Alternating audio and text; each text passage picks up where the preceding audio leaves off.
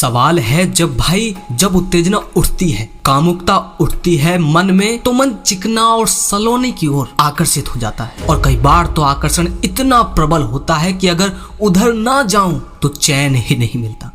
भले ही उस आकर्षण की वजह से कितना धोखा मिले, कितना ही चोट मिले, दुख मिले, पर फिर भी जाए बिना चैन नहीं मिलता। और बार बार दुख और चोट, धोखा मिलने पर भी उधर हम जाते हैं। तो अब समझ लो ऐसा क्यों और सच क्या है।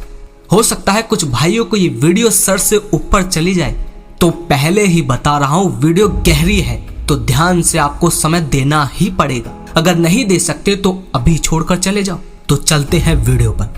आप चिकने की ओर, सलोने की ओर आकर्षित नहीं होते। आप जिस ओर आकर्षित होते हो उसको जो नाम दिया जाता है वो है सलोनापन, चिकना, आकर्षित। कहते हो ना आपके ये मुझे आकर्षित करती है, वो आकर्षित करती है, वो बहुत आकर्षित है, इसलिए मैं उधर चला जाता हूँ। काम वासना आते ही आकर्षित चीजों की तरफ खींचे जाता हूँ। पर ऐसा है ही नहीं जो आपको लगता है। क्या नहीं है ऐसा कि चिकने की ओर, सलोने की ओर ही आप आकर्षित नहीं होते। आप जिस चीज की ओर आकर्षित होते हैं उसको आप नाम देते हो आकर्षण का। समझे? अंतर समझिए। जब आप कहते हैं कि आप कुछ पसंदीदा या बेहतर या अच्छी या आकर्षक चीजों की ओर आप आकर्षित होते हैं, तो आप भेद कर रहे हैं, अंतर कर रहे हैं चीजों के स्तर पर। समझो ध्यान से। आप कह रहे हैं चीजें दो किस्म की होती हैं, एक आकर्षक और एक अनाकर्षक, या कह लीजिए एक उत्तेजित और आकर्षित करने वाली, और एक उत्तेजित ना करने और अपनी ओर ना आकर्षित करने वाली। ठीक है? और आप कह रही हैं कि जो आकर्षक चीज होती है मैं उनकी ओर आकर्षित हो जाता हूं। पर बात ऐसी नहीं है। आप जिधर को भी आकर्षित होते हैं उसको आप नाम दे देते हैं आकर्षण का, सुंदर का, प्रिय का, और आप किधर को भी आकर्षित हो सकते हैं, है ना? तो ये तो तुक्के की, संयोग की बात है कि आप तो भाई किधर को भी खींचे चले जा सकते हैं। पर आप अपने इस खिंचाव को सही और वाकई में सच्चा साबित करने के लिए कोई तर्क ढूंढ लेते हैं। कुछ तो कहकर अपनी दिशा को और जीवन को, अपने चुनाव को सही और युक्तिपूर्ण, तर्कपूर्ण, बुद्धिपूर्ण साबित ठहराना है ना भाई। तो बाद में आप ये नामकरण करते हो, ये सफाई देते हो कि कुछ आकर्षित था, मैं उधर को चल दिया। पर भाई आप तो किधर को भी चल सकते हो। जिधर को चले जाते हो उसको नाम दे देते हो आकर्षक। ऐसा नहीं था कि वस्तु या इंसान या कुछ भी आया और आपके ऊपर जादू कर दिया और उसके कारण आप उसकी ओर खींचे चले गए, क्योंकि वस्तु जादुई थी।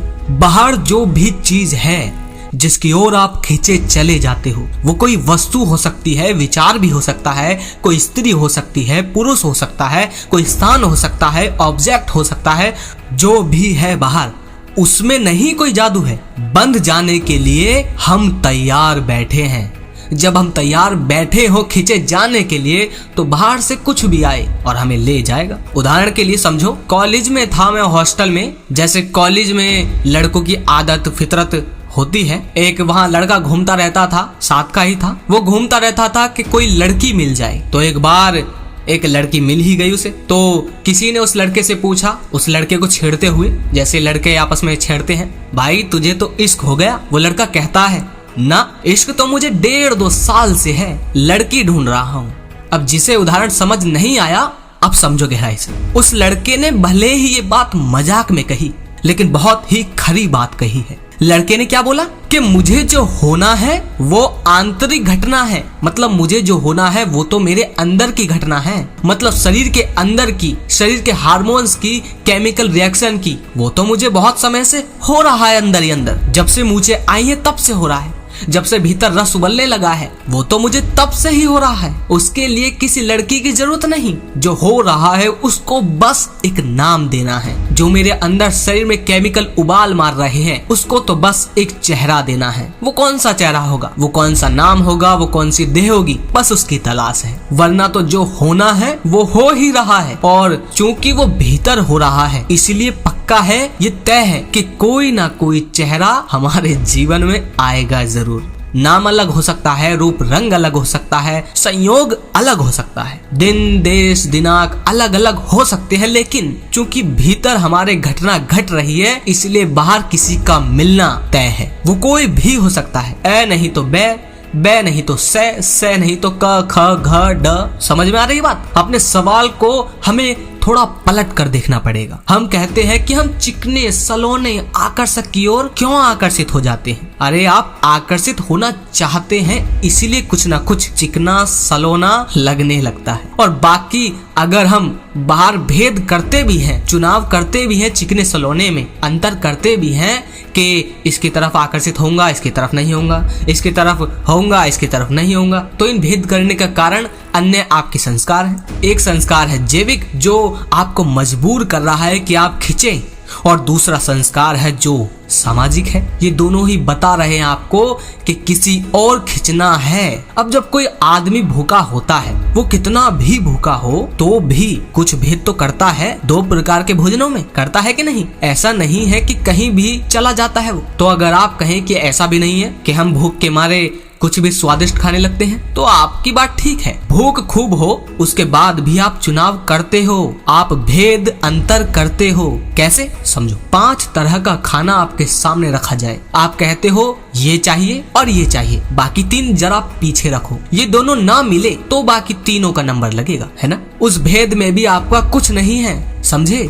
ये जो खाने तक में अंतर करते हो ना आप, वो अंतर भी कुछ नहीं है, बस आप संस्कारित हैं। ठीक ऐसे ही जैसे उम्र के बढ़ने पर और आंतरिक रसायनों हार्मोन्स के उत्सर्जन पर हमारा कोई वश नहीं होता, वैसे ही बाहर क्या लुभाता है और सुंदर क्या लगने लग जाए, इस पर भी हमारा कोई वश नहीं है। दोनों ही तरीके से हम मजबूर हैं। पहली मजबूरी ये है कि कुछ ना कुछ तो हमें भाएगा ही भाई, और दूसरी मजबूरी ये है कि क्या भाएगा ये पहले ही तय है। पहली बार मजबूरी ये है कि कुछ ना कुछ जिसकी ओर खिंचोगे। क्यों खिंचोगे?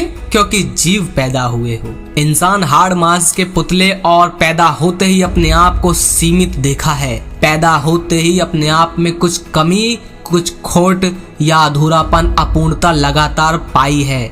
कुछ अधूरापन पाया है और कुछ सीखा है समाज से, शिक्षा से, तमाम अन्य प्रभावों से। इन्होंने बताया है कि कमी है हम में। ये ना भी बताते तो भी हमें पता चल जाती शरीर के द्वारा। जानवरों को कोई नहीं बताता, लेकिन वो भी एक निश्चित समय को प्राप्त होते ही, जवान होते ही उछलना कूदना शुरू कर देते हैं।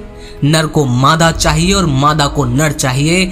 और बात सिर्फ काम वासना की नहीं है, उन्हें भी पता है कि किस तरह का उनको ठिकाना और छाव, किस तरह का उनको भोजन चाहिए। ये सब कुछ पहले ही भीतर बैठा हुआ है उनके। आदमी के साथ एक तल और जुड़ जाता है। कौन सा तल? कि चाहिए तो चाहिए, जो जो चाहिए उसमें भी अंतर करता है, विभाजन करता है कि ये चाहिए कि ये चाहिए।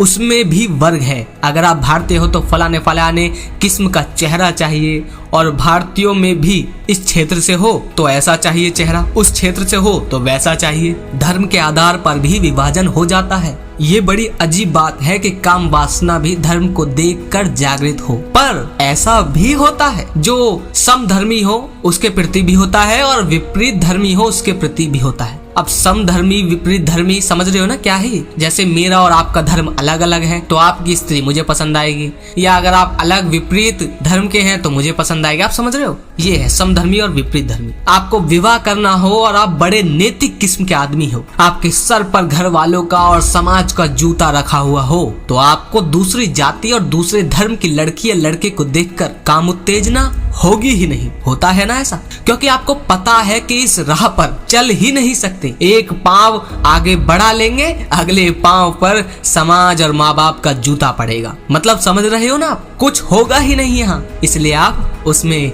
कदम आगे बढ़ाते हैं। काम वासना उठती नहीं, यानी धर्म को देखकर भी काम वासना उठती है। जब शत्रु सेना किसी शहर में घुसती है तो उनके लिए खास तौर पर, अगर अराजक सेना है, एक रोग आर्मी है, तो उनके लिए एक बड़ा आकर्षण होता है कि लूट, और उस लूट में बलात्कार भी शामिल होता है। ये भी तय है पहले से। समाज हमारी इन जैविक क्रियाओं को भी संचालित कर रहा है। धर्म ने निर्धारित कर रखा है कि काम उत्तेजना भी किसको देख करके होगी। कभी धर्म देखकर होती है, कभी विधर्मी को देखकर होती है। अब बताइए, बात चिकने सलोने आकर्षक की है क्या?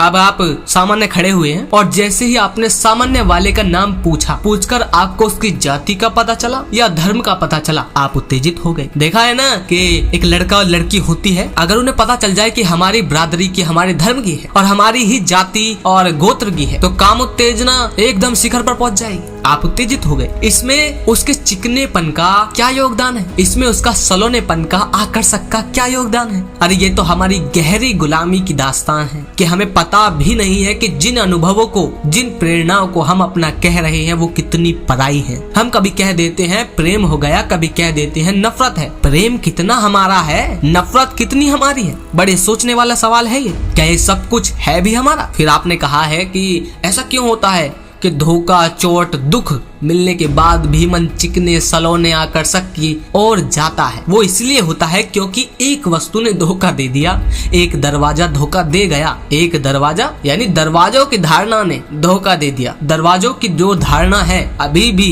अंदर तुम्हारे विश्वसनीय है कि शायद एक लड़के ने धोखा दे दिया, एक लड़की ने धोखा दे दिया तो दूसरा शायद खास निकल जाए। आप कहते हो एक दुकान का माल खराब निकल गया, फिर चल देते हो अगली दुकान पर। यही क्रम चलता रहता है। चोट, ठोकर, दर्द, दुख बार बार मिलता है, आप फिर भी किसी शरीर, वस्तु या चीज के पीछे भागते ही रहते हो और आशा फिर भी यही रहती है। ये उम्मीद फिर भी बनाए रहते हो जीवन भर कि शायद अगली दुकान का माल खरा निकल जाए, बढ़िया निकल जाए, और यही आशा जीवन भर दिल में जगाए रहते हो। ये दावा करते हो कि एक बहुत आकर्षक स्त्री, आकर्षक पुरुष दिखा और उस आकर्षक इंसान के लिए आकर्षित हो गए। अरे भाई, सब कुछ पहले से ही तय था। ये कुछ प्रकृति ने तय कर रखा है और बाकी कमी समाज पूरी कर देता है। तो प्यारा और खूबसूरत आकर्षक कैसे हुआ? तुम्हें पैदा होते ही तय था कि तुम किसकी ओर खिंचोगे, कैसा चेहरा होगा, कैसा शरीर, सब तुम्हारे जीन्स, हार्मोन्स में तयशुदा था। समझे? उम्मीद है इस वीडियो ने आपकी आंखें थोड़ी चमकाई होंगी वाइपर से, ताकि साफ दिखे पहले से ज्यादा। वीडियो लंबी ना हो इसलिए बाकी की बात नहीं कह पाया। ये शब्द है आचार्य प्रशांत जी की काम से राम तक किताब से। अगर आप इस वीडियो में खो गए थे और वीडियो को आगे भी सुनना चाहते हो, यानी ये जो मैंने पेज पढ़े हैं अभी ये कंप्लीट नहीं हुए, अगर आप चाहते हो कि मैं इस पेज को पूरा कंप्लीट करूं तो कमेंट में लिखो कि भाई इसका सेकंड पार्ट बना दो। जरूर बनाऊंगा। अगर 20 लोगों ने भी लिख दिया तो बना दूंगा, अगर लगे शेयर करने लायक। और हाँ, ये वीडियो, ये ज्ञान शेयर करो भाई मेरे। ये कोई हस्तमैथुन की बात नहीं है, ये बात है माया की कि जो सबको सच दिखाएगी। तो करो शेयर। मिलता हूँ अगली वीडियो में। जय श्री राम।